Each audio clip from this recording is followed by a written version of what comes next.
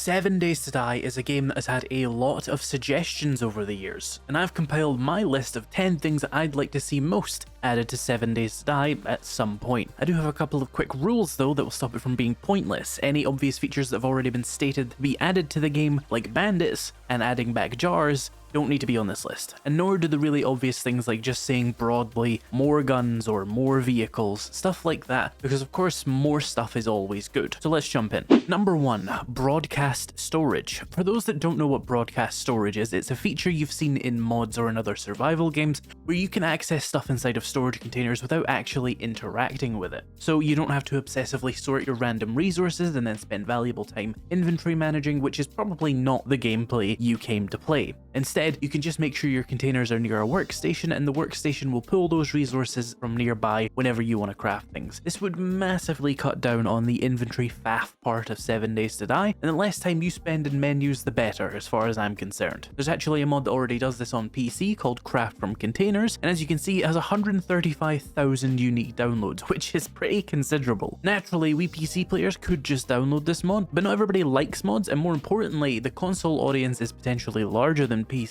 and they don't have access to mods, which brings me to number 2, console mods. Now I'm going to be 100% honest, I don't know how difficult it would be to implement console mods into a game, but it has been done several times by now, most notably by Bethesda and their games, particularly Fallout 4 and Skyrim, whatever the hell edition we're on now. So it's clearly physically possible these days, though it is of course still not standard. If the Fun Pimps were to do this, it would be a huge feature for a potentially larger audience on console, and mods do make this game 50,000% better, and everybody likes to customize their game at least a little bit in more detail. So I think that console mods should definitely be a priority, assuming that it's even vaguely possible for the Fun Pimps to do it. Sound off in the comments if you're a console player who needs some damn mods. Number 3 is better paint. 7 Days to Die is a game with one of the most in-depth base building systems in the entire video game industry. There are thousands of blocks in all kinds of different shapes. There's probably nothing you cannot create with this suite of blocks. Then there's like 100 paints, and they all look like shit. There's basically 1 or 2 paints per color, and most of them look like scrap metal or 1970s wallpaper, or sometimes really shiny neon colors, or indeed there's about 50 different variants of brick. I think it would be hugely helpful for a lot of base building players to just swamp that paint menu with dozens, if not hundreds, of new paints. Would it be so horrifyingly difficult to make like 10 new paints with every update? Because if you'd started that in 2020, we'd have like 50 new paints by now. So I'd say just a few new paints every so often would do so much for those players. And indeed, these textures can be used in game by the level designers, so they'd be giving themselves more opportunities by doing this as well. I know several base builders like Wayward Echo are desperate for more paints, and given that base building is one of the undisputed strengths of this game, it makes sense to lean into it. Number 4, swords. I can't go a day without seeing comments from people requesting new weapons added to 7 Days to Die, and one of the most specific examples for melee at least is swords. I think swords would be a fantastic addition to the agility playstyle as a more versatile, non-stealth centric melee weapon. I know a lot of people want a katana, which is kind of whatever to me. It feels kind of out of place and somewhat cringe, but it is a classic zombie melee weapon, and they could do a whole class of swords. Naturally, given the game is set in America, there isn't an abundance of actual medieval weaponry, but there's no reason you couldn't forge your own with the forge. I can make axes, I can make spears, I can make a drone. How can I not make a sword? It has to be a machete. It's just not the same. In this gameplay footage, I'm using Weapons of Some Destruction by Joseph Patch, but I'm not sure how compatible it actually is for 2.0, so be careful when you're downloading it. Number 5, flamethrowers and grenade launchers. We need some real destruction. I think that adding a tier 1 single shot grenade launcher and a tier 2 tube fed grenade launcher, maybe something like a China Lake, would be a great way to lead into that tier 3 rocket launcher and give explosives a little bit more flavor. And then the flamethrower just makes sense, especially if we finally get the flamethrower traps we've been asking for like a decade. The mod I'm using here is Isaiah's all-in-one weapons pack, which is maintained by FNS on Nexus. It comes with a shitload of other guns if you're interested. If Isaiah can make all these guns pretty much by themselves,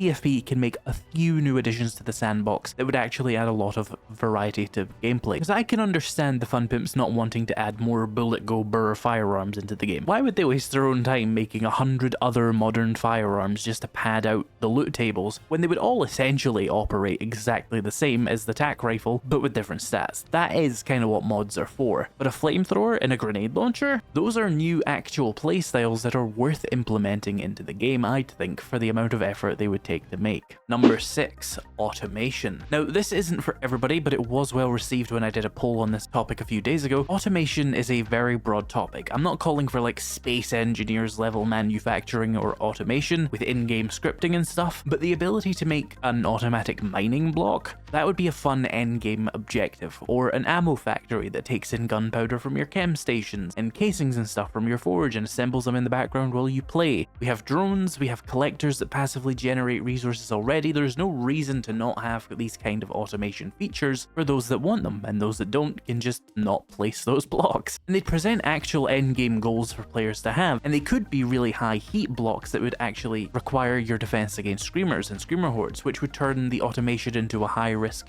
reward thing to engage with, where you'd get the most out of it by creating automated defense grids. It would be an endgame incentive to build new bases beyond whatever your creative project might be. Certainly there could be performance concerns, but I'd say just let the average player fuck around and find out with that, you know? They can remove the block if it gets too much. Number 7, interactable furniture. Every time an update comes out, I see comments on Twitter asking if they can sit yet. And being able to engage with furniture is pretty much a standard issue feature in most survival games right now. You could go the Valheim route of getting actual buffs from building nice comforting interiors and sitting in them, or you could maybe go the Subnautica route of simply slowing your resource drain while you're using these. Or you could go the classic route of just implementing it as an immersive social feature for screenshots and multiplayer. It's not like it's that hard to make. I mean, what is a bench if not a motorcycle without wheels? Just use that code. I'm sure it would work that easily, no problems. Another feature I've seen people ask for that I'm not too big of a fan of personally, that feels like it would be linked into this, is sleeping, which would presumably be a furniture interaction. Now, the reason I don't like this is because it'd just make night times completely trivial. Obviously, horde nights would have to stop you from sleeping, but I think nights are pretty unscary in 7 Days to Die already, so adding a mechanic to completely skip them would be like how Minecraft is basically just always in peaceful mode these days thanks to beds.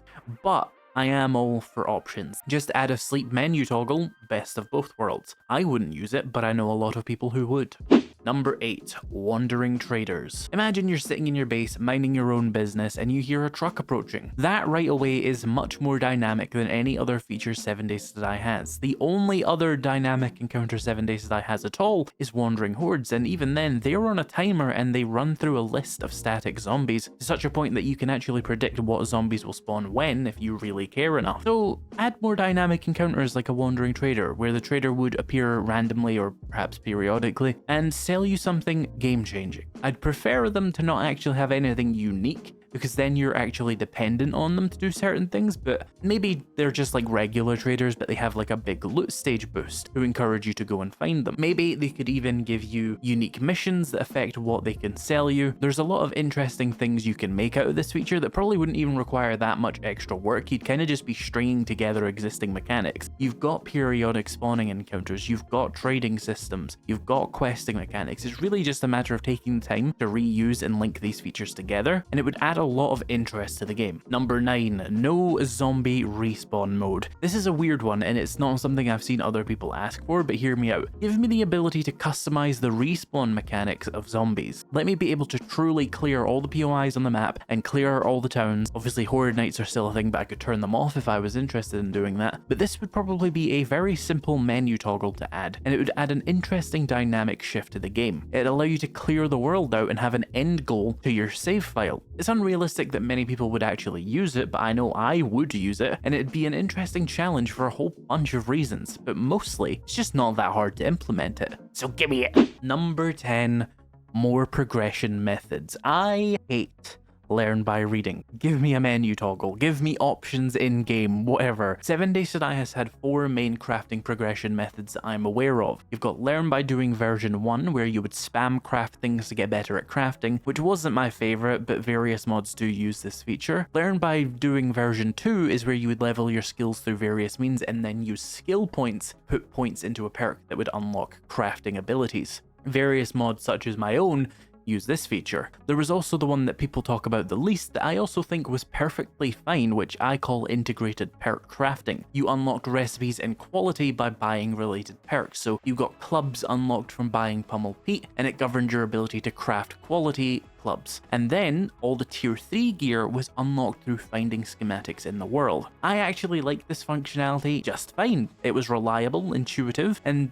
the only real exploit to it was getting lots of XP fast, and the fact that you didn't necessarily go linear from level 1 pipe pistol all the way to level 6 SMG. But that wasn't that big of a problem. The main downside I think though was that you could get shafted on schematics, but you could also get really lucky on schematics. But then they switched to learn by reading, which basically gave you 2,300 opportunities to get shafted by RNG. There's no real reason to waste the work they've done over the years like this. They really need to just stop removing things. Give us options, toggles, customizations. You've already done so much of the work needed to make these features, so just put it back in and stop wasting your own time. Anyway, if you enjoyed this video, why not check out this video where I investigate myself for the accusations of being overly negative about 7 Days to Die. Thank you so much for watching, and I'll see you in the next video.